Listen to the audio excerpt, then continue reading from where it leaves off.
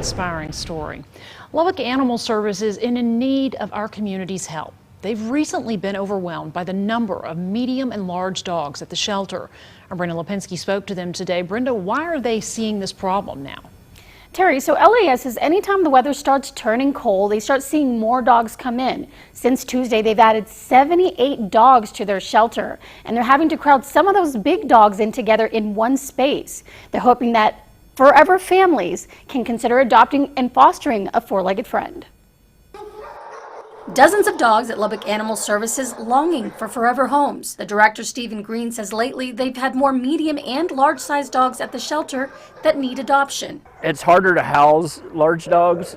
They take up more space, obviously. If you get 2 or 3 big dogs in a pen, it's very stressful. You also get to where some of them may be food aggressive, and so they might start fighting over food. Green says some certain dogs are typically looked over, like Brother, who's been at the shelter since April.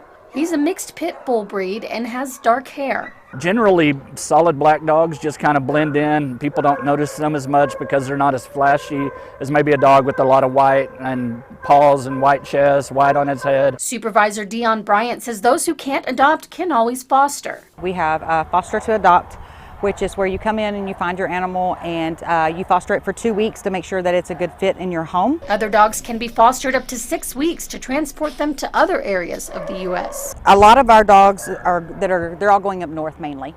And so up north, they have more room to run, so bigger dogs love it up there. They have the colder winters, so the hairier dogs, fit in pretty well up there. She says those adopting should always research carefully. Look into the animal you're going to get. Look into the breed. Look into what their requirements are, what their physical and their exercise requirements, medical requirements, things like that are going to be before you make a determination, because it is a long-term commitment.